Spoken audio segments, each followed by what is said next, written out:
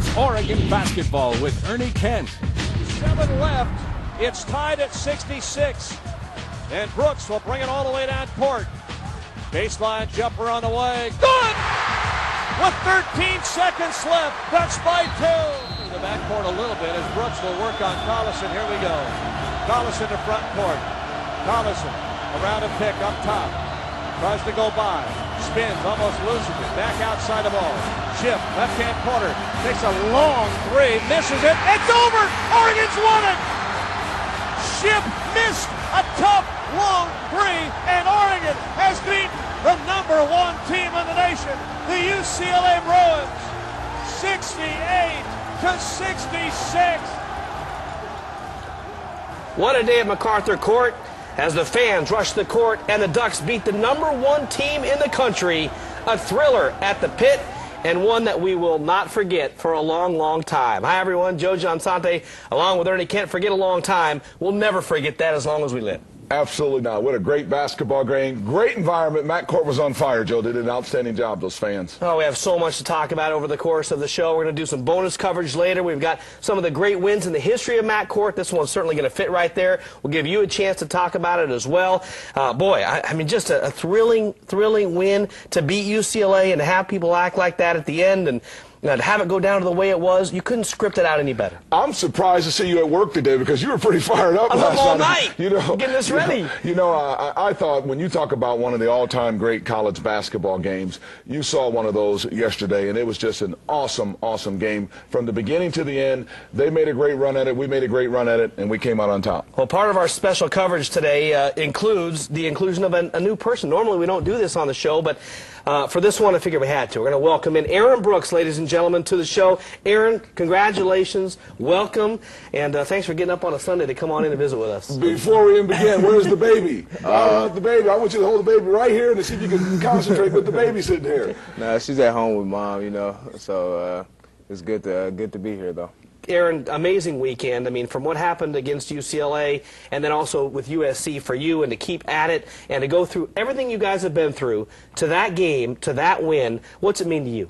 It's a lot of hard work that paid off. We worked hard this offseason to get ready for games like this so we can push through and win some of these close games. And it's just paying off, and it feels good. Aaron, what about the end of the game here? We're going to take a look at it. I wanted you to take us through what you were feeling, what was going through your mind at the end of the game when you got the ball towards the end. And a lot of people thought, hey, wait, don't shoot yet, but they left you so open. So we're going to go through it here. Tell us what you were thinking. Go ahead. Well, I was coming down off the dribble, and I heard Collison yell back to Ship, trap him in the corner. So I remember what happened in the Oregon State game. I lost the ball and got a turnover. So I wanted to get past him, and then he didn't retreat and get back on me, so I just went and took the shot. Then here, during the course of the game, Aaron, I mean, just able to get by their defense. I mean, talked about all the speed that UCLA has, but you guys got a lot of lay-ins in this game. I think that, our spread offense really opened it up a lot. And, I was allowed to get into the middle, and they didn't really help off me because they feared the outside shooting. So that helped me get a couple easy layups. How about the Bruins, the #1 team in the country? I mean, when you approach a game like that, do you approach it differently than any other game or not? No, you just, it's a rivalry game, so you're definitely up a little bit more for those games. But this definitely was a big game for our fans and for us. How about for you coming back and performing in this game like you did, scoring 25 after the big night against USC, but also what happened with the free throws in the USC game? Just you mentally, you personally coming back from that. I think it was motivation to all. We all had some things that we regretted in the USC game. We didn't want to lose 2 at Matt Court, so this is a big game, redemption game. After the game, after the USC game, did you think, well, I had a nice night, 31 points, maybe I wouldn't even have been in that position for the free throws if you hadn't played so well and really dominated that game? Do you think about that, or are you only thinking about that free throw? I thought about a lot of things that game. I thought about, fouling the three-point shooter on the three-point shot. I thought about a lot of different things, not just the free throws. So. Well, it was a great performance over the course of the weekend. I would be shocked, Aaron, Coach, I think you'd be shocked too if you're not named the Pac-10 Player of the Week. If you're not, I think we're going to have plenty of folks out in the audience pretty upset about it. Maybe that stuff doesn't matter that much to you. I know it does to other people, though, and congratulations on a great weekend. Thank you. Appreciate it. Where do you go from here? What do you think? How do you top it? Well, get 2 wins in Arizona. That'll definitely, probably wouldn't top it, but it'd be great. And I don't want to let you go yet because I want to ask Coach real quick. Coach, you've seen what Aaron's gone through over all these years, your entire team, what they've gone through. To see Aaron have a game like that, a game-winning shot against the #1 team, what's it mean for you to see Aaron do this? Well, Joe, I don't think it's just this ball game because we've had several games. The Rice game and how well he played down the stretch. Georgetown, both of those games he wanted the ball in his hand. You know, he's done an outstanding job for us throughout the course of the preseason, of course, over at Oregon State. And then in both of these ball games, he played very, very well against USC. Unfortunately, we came up a little bit short, but then what a huge game against UCLA. I'm just proud, and I told him this, and I'll continue to tell him this, just at the growth, the maturity, and I'm happy that he's able to have this success right now because he certainly deserves it, how hard he's worked in this program. Well, Aaron, congratulations again. Thanks for coming in. I'm going to let you get out on your Sunday afternoon here. I know you got to get ready for school because school starts tomorrow. Oh, yeah, I got my school clothes laid out. I'm ready for my first day of my new semester. How do you do this? You got the baby. I mean, you know, basketball takes a little bit of time, school, and then hopefully the NBA in the future. You got a lot on your plate, huh? It's just like, you know, basketball, you got teamwork, you know. It takes a solid team, you know, to raise a child and, you know, have a great team at home. And it's going pretty good. Well, Aaron, thanks so much again for coming in. Congratulations. And we'll see you in the desert, Arizona State and Arizona. All right. All right. Aaron Brooks, ladies and gentlemen, doing a great job. And when we return, we'll get to it. We'll get into the game from the very start. A big day planned for you. As I mentioned, the Ducks and the Bruins tip to final buzzer coming up on a very special edition of Oregon Basketball with Ernie Kent. Coming up right after this.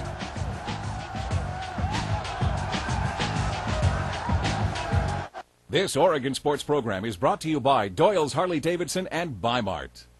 This Oregon Sports program is brought to you by Lithia, Oregon Dodge Dealers and Albertsons.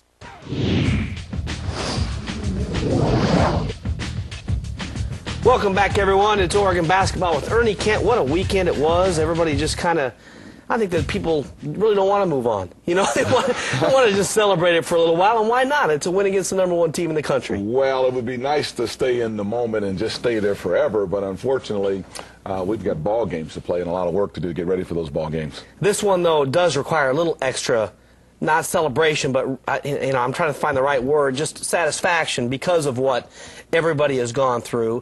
The team, you know, all the close losses last year, the coach, everything. It requires a little bit more savoring, doesn't it?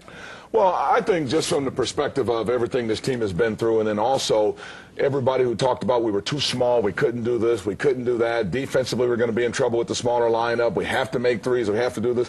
That doesn't matter. If you understand basketball, you just need to understand if you got a basketball team and a system that you can will your system on your opponents, then they have to adapt and adjust to you, and that's what we've done in a lot of these ball games, and in particular the Georgetown game, and then again in the UCLA game with a bigger, stronger basketball team. Okay, going into this game, did you talk a lot about, hey, we're going to get back to what we do? You played small, you know, with a smaller lineup, just the mindset on Friday going into the game on Saturday. Well, first of all, kids bounce back a lot quicker than us coaches, and I just felt like for me it was tough. It took me up till game time to really let go of USC and say, okay, we got another ball game, let's go to work. But the thing we talked about was let's get back to our small lineup. Let's make sure we work just as hard as UCLA in the ball game because they're one of the hardest working basketball teams in the country. And once we were able to equalize that work ethic, then it became a quickness, speed, talent, shooting the ball, McCourt crowd, and we felt like we had an advantage then. All right, let's get to it. 11 a.m. start, Coach, an early one. Everybody was in the building. There was a buzz for sure. It had that feel. You can smell that old popcorn. I can't believe the fire alarm went off. We'll talk about that later. We'll talk about that later. Hot dog cleaner was working in the back. I mean, but it had that excitement. 11 a.m. start. Oh, it was a great excitement. I even had some students chanting, "Where's our donuts?" And I said, well, did you sleep outside? Because we drove by early in the morning. We were trying to hunt and see if anyone outside. We're going to bring them donuts and coffee. We'll do that sometime, Joe. You don't get the donuts if you don't sleep all the way up through the night. There you go. You're right? getting a great shot at what we did offensively to this team, just breaking them down, using our speed and quickness to attack their athleticism, put the pressure on them to shut us down in one-on-one situations or draw a lot of fouls, and it worked perfectly in this basketball game. That made it 4-2. UCLA scored the first 4 points of the game. Marty Lunan comes back, makes it 5-4, Oregon with the lead. You know, it's amazing because when Luke Richard Mbamute tips it in right here, 8-5, that's it. That's their last time they really led. The Ducks really go on a run after that. A shot to Bryce. Bryce goes into the paint all the way with a runner up and in. Bryce Taylor. Great ball movement, unselfish play, attack the closeout, attack that defender closing out on you on the ball, get into the lane, and then make great decisions. Is it a layup or is it a kick for a three?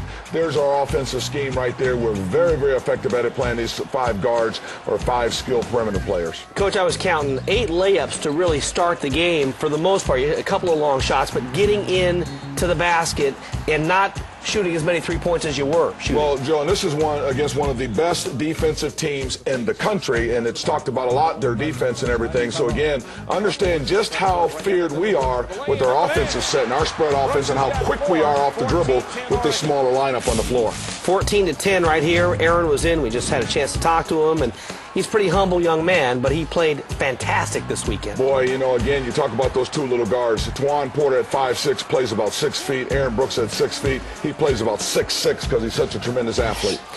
Bryce Taylor then with the lay-in. Bryce, I think, Coach, you talked a lot about this in between the USC game and the UCLA game. For Bryce to get to the basket, he worked so hard defensively against USC. He wasn't as aggressive offensively. Well, understand again, we talk about understanding the game of basketball. Bryce has been out on the perimeter the last 3 games or so because we went to a bigger lineup, and Adam Zahn has been inside.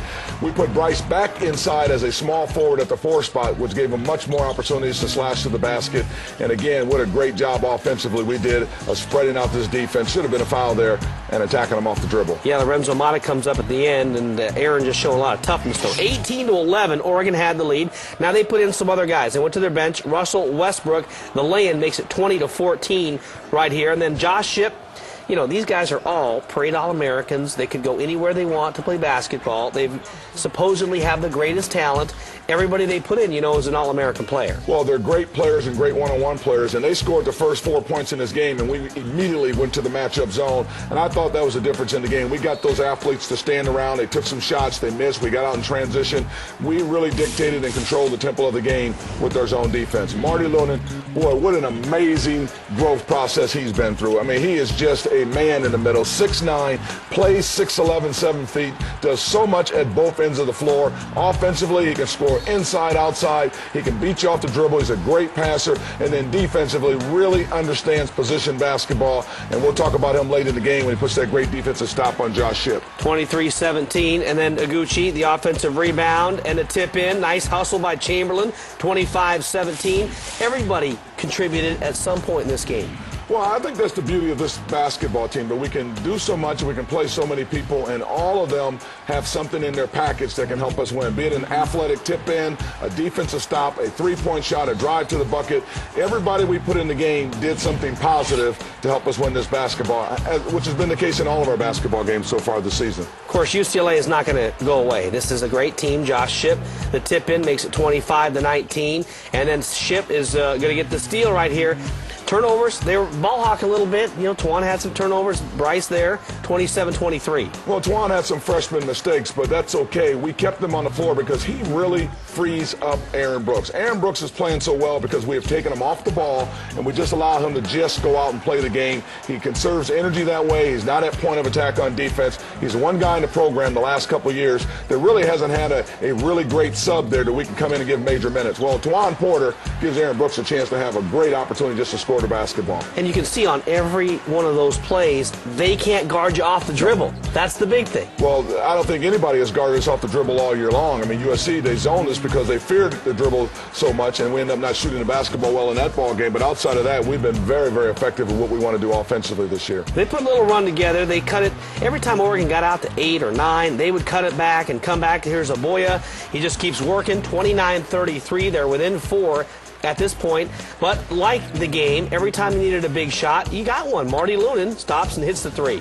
Well, this is the big-time step-back three-pointer. That's just a big-time move. And, you know, to UCLA's credit, what kept them in the game was the offensive rebounds. They only had 20 points, and then 10 points off of second shots. We're one rebounder away, and hopefully that's Malik getting him back to really can control the tempo of a game with their defense. This is when the crowd is really rolling right here. Bryce Taylor, the dunk. Big-time play. I mean, we get out, we get a steal. You can see how fast we are down the floor with this all-guard lineup. You look at those guys coming down right into your living room there. They're running hard. We hit ahead. I mean, he goes up for a layup, makes an adjustment in the air, and dunks the basketball. That's just a great athletic move, but a great transition read on our part as well. Ducks looking for the 10-point lead before the break. Front court. Here's Brooks down the middle, pull up 15-footer. Good! They had that play called. You know, Joe, we've run this play so much where Marty comes over in ball screens. You can hear me yelling at Marty to go, and we made an adjustment on it where he fakes the ball screen. He gets out of there, and that really clears up the driving lane because there's no help there coming off the ball screen. And then Aaron Brooks makes a tremendous read to pull up and shoot the jumper as opposed to attacking the hoop. Now, again, that's for a 10-point lead after giving them 10 second chance points on rebounds. Even had a chance right at the end of the half. They give up the ball here, get a rebound, and just with a few seconds left, Bryce Taylor had a chance to even make it more than 10. Not able to get the shot, but even with that, Coach, at that point, the roar of the crowd, the appreciation for the effort so far, and this is going to the break. That was one exciting, entertaining half of basketball. Well, it certainly was, and we went down in that locker room, and I think the first thing I told the three freshmen were, now remember when I was in your living room and I told you about what a great place Mac Court was, and there's no other place like it in the country, and you could just see those guys were just so excited to be in that environment. But we felt like we had total control of the basketball game at halftime. We just needed to step up our defense, keep them off the boards, and to continue to put that pressure on them offensively. I've always wondered this because, you know, we've been downstairs at Mac Court, and it's kind of a, I don't know, like a dungeon. I mean, the ceilings are low, and you know, it's so very old, and you can hear and feel bouncing, and you can hear noise above the floor. Do you ever just tell them, hey, listen up there? Listen to what it's like up there right now. Well, I don't think you have to say it because it's so loud, but it's really impressive when the students come down the stairs and line up the tunnel because you hear them outside the door and we're inside and the guys are teaming it up one more time. That's when it really gets you right there. You understand you're in for a great ball game tonight because the crowd's into the game. All right, when we come back, we'll get on to the second half. Ducks never gave up the lead, and the Bruins wouldn't let them pull away either. A great finish, one for the ages, when we return on Oregon Basketball with Ernie Kent coming up right after this. This Oregon Sports program is brought to you by Michael's Leather and Oak and Steelhead Brewery. This Oregon Sports program is brought to you by Comcast and Chambers Sports.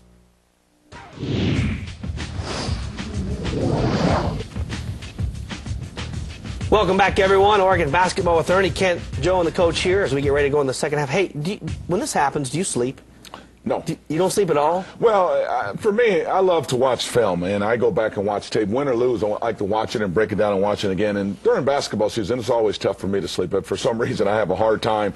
But it's okay. My energy's pretty good. But today, I might fall asleep on you, so we got to get through the show here. But this is a better not sleep situation than, you know, when Oregon doesn't win the game. I mean, you know, it's exciting. Go out to dinner and have a good time, and everybody kind of revels in it. Well, the amazing thing was during the game, there was such a calm in terms of coaching the game. But then after the game and watching the replay and seeing people around town, boy, your emotions were so much. They were so big, and the heart was pounding and everything else. It's like you're sitting there in the middle of the game again. So it was just a great day for the University of Oregon and this basketball program, and we're so happy we're able to do this for these people in this community and just throughout the country who watch this great basketball game. And another big second half, an exciting second half. Oregon opens up the second half with a 10-point lead in this one, and it could have gone to 13 right out of the chute, and it didn't. Aguchi's going to miss a three right here. He's getting some open looks, Coach, and they came right back. They took advantage of this miss and pulled it close. Well, Joe, you know, we've talked to this team, and we got something going here now that we're not going to take any more bad three-pointers. I'm not going to let you take any more bad. So if you're gunning up shots under pressure,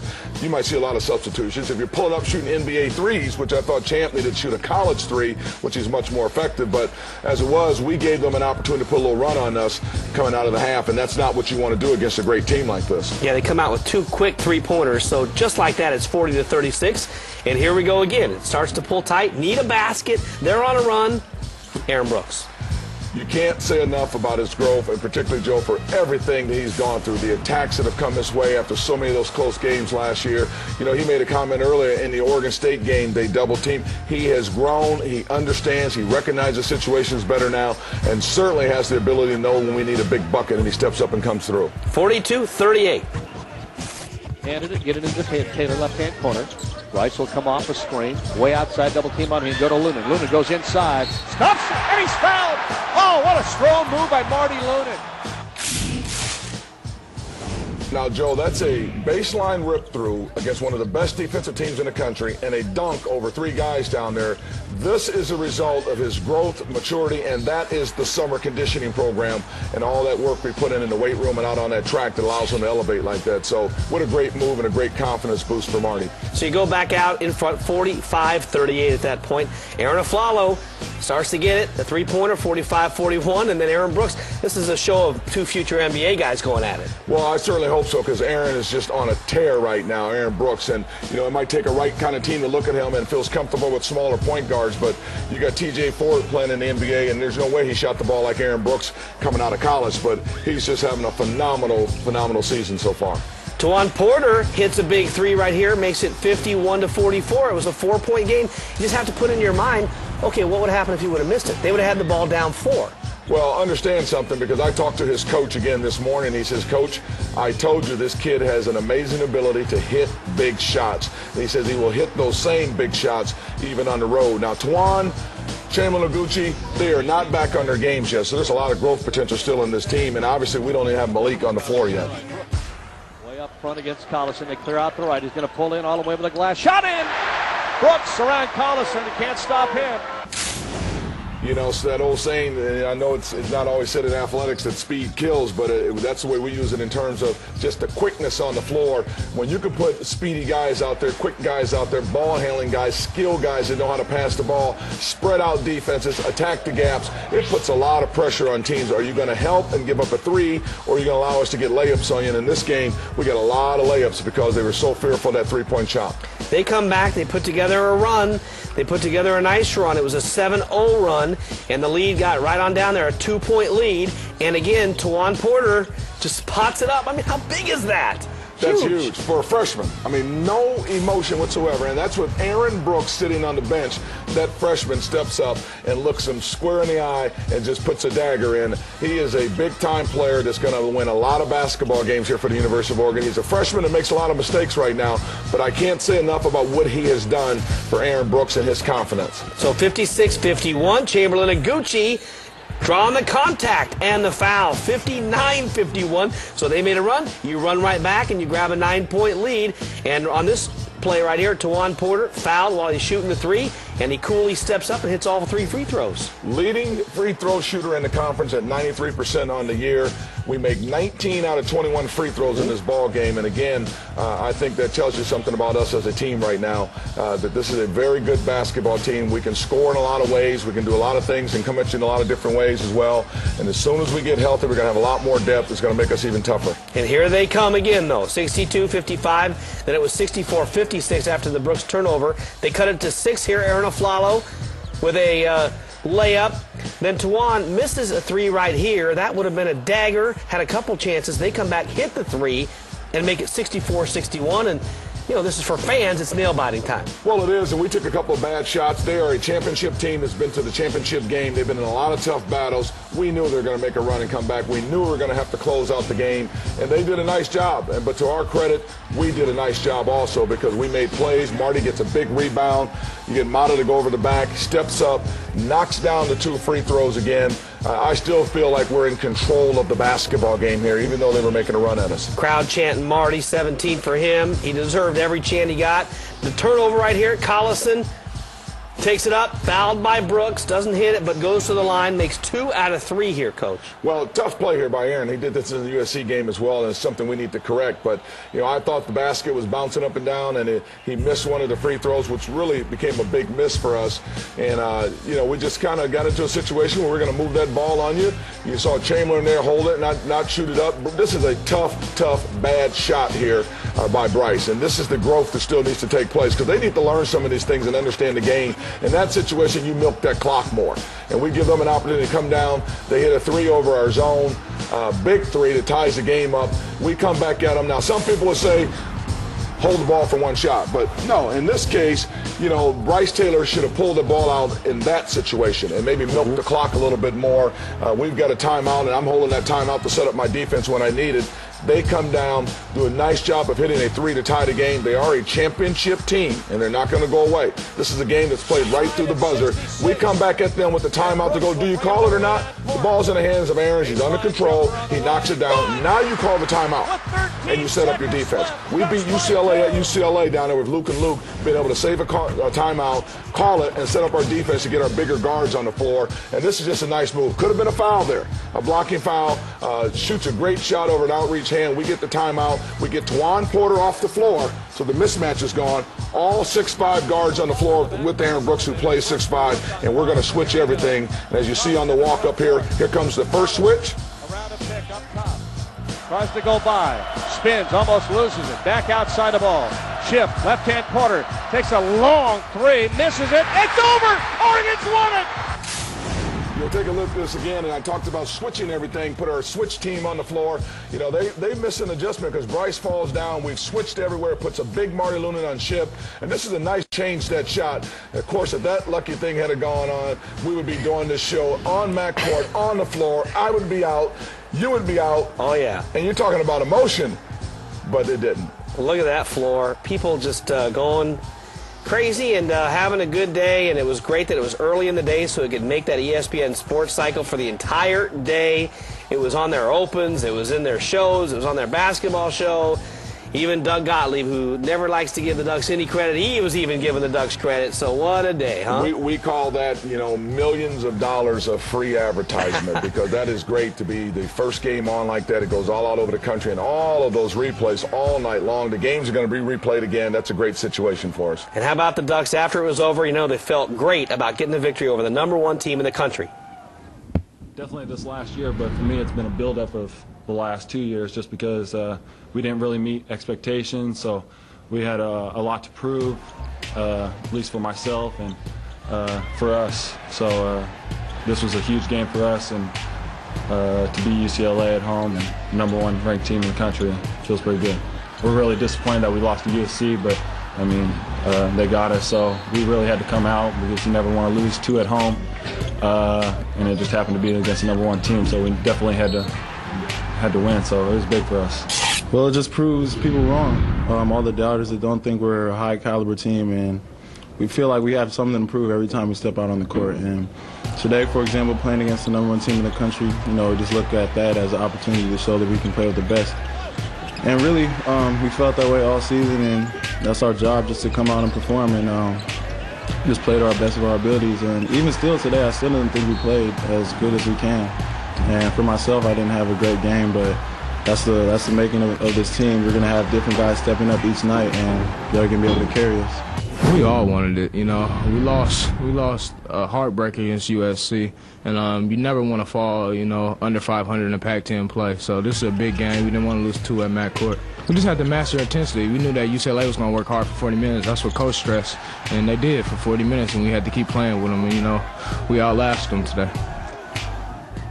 Wasn't that great to see the kids, how happy they were afterwards, and everybody involved? You did not celebrate. We see Marty and everybody. What was going through your mind? Because you looked pretty stoic after the game. Well, there's been a lot of talk about that, BM. We've been in these big games before. I was so happy for this group of kids to be able to have an opportunity to experience a big game like this. For me, you just kind of take in the moment and everything because, you know, Mac Court, there's been a lot of great games in Mac Court, and you had an opportunity to take in the moment, and it gave me an opportunity to get downstairs with my team and just tell them just how appreciative I was of them and how hard they have worked to get to this point. What a great opportunity for them. And the chance now to build on that, Coach. We'll talk later on in the show. We're going to have some bonus coverage and do some history stuff, which would be a lot of fun, and show you the crowd again and everything, but and look ahead to the next games. But now it's what do you do with it, too? I mean, that's a big part of this. Well, that's when I told you just go back to work is what you do. It's great for the people in the community to be so excited about this. And, hey, enjoy it today. Go ahead. You can enjoy it until we play again. But for us, I'm going to look at this team and say, okay, where can we go with this win to get a little bit better? Let's get Malik back. Let's get Champ back on this game. Let's get ready for a tough battle down in the desert. Well, certainly it was an outstanding response to what happened on Thursday. And there was a game on Thursday. Pretty clear that USC, after beating Oregon State by 45, is a really good team, too. We'll go over that game as well. Oregon basketball with Ernie Kent continues right after this. This Oregon Sports program is brought to you by Doyle's Harley-Davidson and Bi-Mart. This Oregon Sports program is brought to you by Lithia, Oregon Dodge Dealers and Albertsons. Welcome back, everyone. We're going to pick up the Oregon-USC game in the second half. The Ducks leading at 41-35. One thing we do know, Coach, after this weekend is that USC is a tremendously talented team. They're very good. We knew that coming in, Joe. 3 great players, and Pruitt, Young, and Taj Gibson, a freshman. Tough ball game for us. And if I had to do it all over again, I'd take away maybe 10 of those threes we shot of the 31, pound it inside a little bit more. But we had some great looks in this game. And going back and looking at tape, we should have scored 100 points in this game if we shoot the basketball. 47-41 after the Aguchi lay-in. Nick Young came back, 47-43. Chamberlain gets another lay-in, 49-44. You led a lot in this game. I mean, you led about 60% of the game, and you know, Taj Gibson, I think, just really tough to handle. He's a very athletic, good big man, and it was just a battle. It was two teams slugging it out. It was a battle. I think Bryce Taylor looked at the game and saw he could be a lot more aggressive and put some pressure on them, maybe get them in foul trouble. And defensively, we could have done a much better job throughout the course of the game of just getting up the line with our defense. So we've got some adjustments to make next time around. Tawan Porter going high off the glass here. Good to see Tawan get that shot down. Maybe learn a little bit from Aaron, how Aaron does it too. Well, he's definitely in a learning process looking at Mr. Brooks there, but that's kind of his shot right there. And Tawan has a great ability to finish inside over bigger basketball players. Starting to get down to crunch time right here. Aaron Brooks, people forget this. He had a clutch three-pointer, gave Oregon the lead, 62-61 at that point, but they came back. Lodrick Stewart, he spots up. He's so quick. Well, a quick jumper. He just needs a little bit of space. No question about it. And, you know, as he shot the ball very well over at Oregon State, you know, last night and everything else. But we gave him too much room in our game as well, too, a couple of times. Aaron Brooks comes back, gets the 3, a 1-point game. Nick Young, boy, they just had every answer. They made, Coach Floyd said, we need to make every shot. They about did. They shot 65% in the second half. Well, and that's where our defense let us down in this ball game. I mean, forget where we were offensively because we scored enough points. We only turned the ball over 4 times. Hey, the key to this game was we gave them too many great looks and didn't do a good job defensively. So we went to work and we made some, obviously we regrouped before the UCLA game, but we've got some adjustments to make. We can play a better basketball game against USC. Another three-pointer from deep range right there. Chamberlain hits it. It was 73-77. USC had the lead here. And then Aaron Brooks keeps it a 3-point game right here. And a little bit like UCLA did to you, even though Oregon trailed, you still came back on this play. Chamberlain getting the tie. Wide open 3. Good! I tied at 81. Chamberlain Aguchi. You know, Joe, right before this, we thought Aaron Brooks was going to get double-teamed with the ball, and we called a timeout. And I think about 9,500 people said, oh, my goodness, you called a timeout because you remember Champ make the layup for Marty. Right. So this was good that we came out of timeout, and 9,500 people needed to say, oh, great call, because it was a called play out of a timeout, and we didn't get a 3 to tie the game. So it worked out okay. And sometimes, I mean, the game goes like that. We're not going to make all the right calls at the right time. And, of course, Nick Young comes back with a big, big shot there. And I thought this was a tough play. I was really proud of Marty for putting this thing on the floor and wanting to win the game. Probably could have come to a little bit of a jump stop, could have shot a jumper, had Champ wide over in the corner, maybe put a dagger 3 in him. But that was a move and a slide underneath. And I thought one official was going to call it as a block, had a better look at it. But just a tough way to end a great basketball game. And they do a nice job of missing the free throw here and just giving us a chance again to come at them. And I think they wanted to foul before he shot the ball, but did a bad job of that. And we get 3 free throws, and I wouldn't want any other guy on the line but Aaron Brooks. And shooting these free throws in this situation here, and he usually makes them, and unfortunately he hits the first one and misses the second one, and we have to throw the other one up there at the end of the game. Yeah, it's tough because, you know, Marty, that drive for Marty, 9 out of 10 times that far into the basket, that's a blocking foul. Just, hey, that's the breaks, a tough break, and Aaron not able to make that one, as you mentioned. Got to try to miss it and get one up, but the way he came back, Coach, was pretty impressive to come back from a real heartbreaking loss like that to beat the #1 team in the country. Let's understand what we did this weekend. We lost by 2 points to USC, beat the #1 team in the country. When you go back to the conference tournament, we beat Washington State, Washington. We lost in double overtime to Cal. We go 13 straight games in a row, lose by 2, and then beat the #1 team in the country. This is a good basketball team, and as we get healthier, we have a lot of more growth potential in this, Joe. Well, I do know this, having done this job for a number of years now. You wouldn't know it by, you know, the way I speak sometimes, but you know, we've been here. I do know enough to know that a win over the #1 team in the country qualifies for some bonus coverage. So that's where we're going to go next. We're going to have some historical perspective. Hey, what about 1974? I mean, Coach, I mean, they didn't have video yet. It was on film. It was on film. It was a great basketball game. We got some of that, some context for you. We're going to watch the fans rush the court again. That's coming up next on Oregon Basketball with Ernie Ken. This is KEZI 9, awarded overall station excellence by the Associated Press.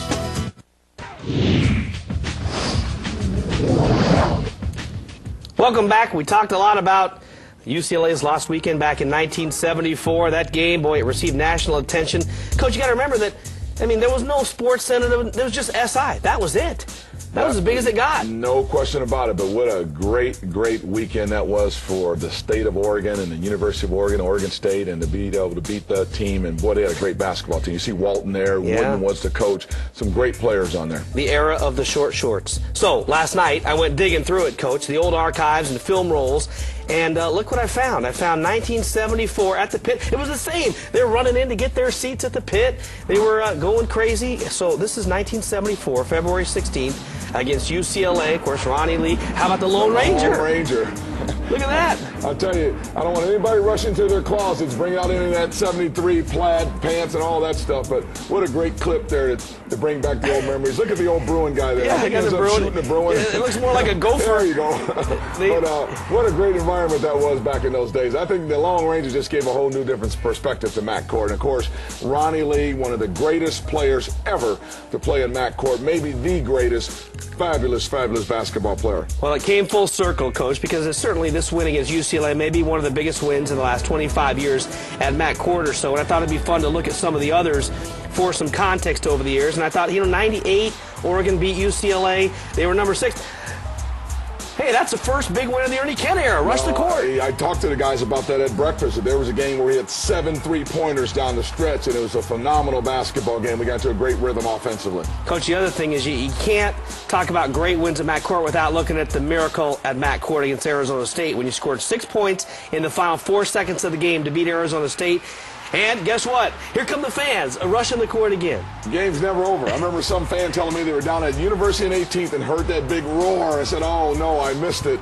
But what a great game that was. Brings back great memories. That was an excellent basketball team. Big thing is Oregon beat Arizona 2 days later, and the fans rushed the court again on that one. How about if we go back to 1994? And I think a game that maybe started Oregon on the road to their first NCAA tournament appearance in 32 years. The following year, Oregon beat UCLA. Kenny Wilkins missed. Henry Madden, the putback. And, boy, look where this three-point comes from, this three-point attempt for UCLA. Same spot, same type of shot. Fans rushed the court in 94. Mac Court magic. That's all you can explain, and it's just a great building. So much passion, so much history. We have, in my opinion, again, one of the top 10 all-time toughest places to play in the country, and you have to be able to say, I was there to see it. One of my favorites in 1998, maybe the biggest one of the Monson era over Gary Payton in Oregon State. Randy Grant, the putback at the buzzer. And no timeout for Gary Payton. Look at the Beavers. They can't believe it. And here come the fans. In 1988, Ducks beat Gary Payton and Oregon State. So what do you think? Is this bigger? Let's roll to the internet poll. Give you a chance, everybody, to decide on your own as the fans rush the court. This one, I think this one right up there, maybe bigger. Well, considering they were runner-up national champions last year and everything going into this year, they're a great basketball team. This is definitely bigger with the two teams that are on a roll right now playing excellent basketball. And this is just a nice job again. I'm so happy for this basketball team. For us to even be talking about this right now tells you how far they've come in terms of how much work they put in. Well, definitely put it on the reel because the Ducks win. And, boy, what a day running on the court. It's kind of unfair to do an internet poll, especially since this is so fresh, but what the heck, why not? Let's go to it. Greatest Matt Court win in the last 25 years. Well, lots of good ones to choose from. We just showed you. Even in 95, the Ducks beat the number 2 ranked Bruins and the eventual national champ. Also, I threw in that Luke Jackson game, 39 straight points against Colorado. That was impressive. That was right up there, too. So, lots to choose from. Go to chambersports.com. We'll have the results for you next week. All right, coming up next. Boy, you win the big ones, then they stay big. The Ducks headed back out on the road. Going to take on Arizona and Arizona State. The Cats going down at Washington State. That and more when we return here. Bonus coverage on Oregon basketball with Ernie Kent. More to come after this. This Oregon Sports program is brought to you by RV Corral and McDonald's. This Oregon Sports program is brought to you by Oregon Community Credit Union and Jerry's.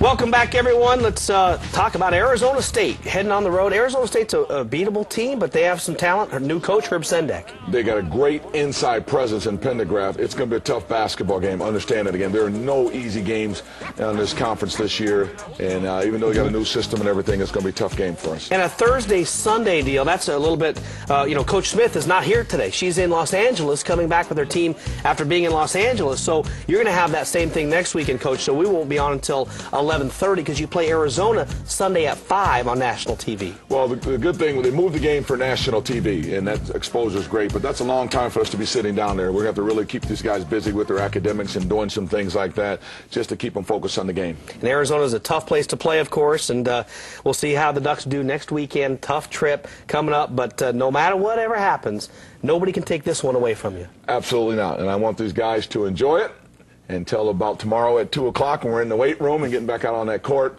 But the rest of the fans, hey, great job of celebrating in that building and really keeping that roar. It was a special, special afternoon. Everything went right, from the fans, the roar, and the way this team performed. Hey, Eugene, enjoy it. It's a great job on everybody's part. Coach, congratulations. Thanks for coming in. Bonus coverage today. When we return, we'll talk about the Oregon women and their trip to Los Angeles for a little bit as well. But, boy, what a scene at MacArthur Court. It does not get better than this. What a day that nobody is going to forget for a long, long time. Oregon beats the #1 team in the country. Coach, congratulations. We'll see you next week on your trip back from Arizona. Back with more after this, everyone. This Oregon Sports Program is brought to you by Northwest Chevy and Pacific Continental Bank. Welcome back, everyone. Once again, Bev Smith and her team on their way back from Los Angeles, so she's not in town here on Sunday. They are taking on UCLA, and at the time that we sit here, they lead at 30-26 over the Bruins. A heartbreaking loss at USC. Kayla Chapdelaine hit a three. Oregon had 14 three-point shots in the game, but they could not stop Shea Murphy for USC. She had 26 points overall and sent it to the first overtime. In the overtime, Cicely Oakes hits the three, got it to the second overtime. UCLA, though, pulling away, could not stop the Bruins inside. They win it 79-71. Arizona on Thursday night. More to come after this. This Oregon Sports Program is brought to you by RV Corral and McDonald's. This Oregon Sports Program is brought to you by Oregon Community Credit Union and Jerry's. Back outside the ball. Chip, left-hand corner. Takes a long three. Misses it. It's over. Oregon's won it. Chip missed a tough, long Well, folks, thanks for bearing with on this very special Sunday after Oregon beat the #1 team in the country. Back to normalcy next week when Coach Smith gets in here, but Coach Kent will be out on Sunday, so we'll adjust again for that. But what a special day it was. The Oregon Ducks beating UCLA at MacArthur Court, the #1 team in the country. And thanks so much for being a part of it and for watching. And we'll see you next time, everyone. Have a great week coming up.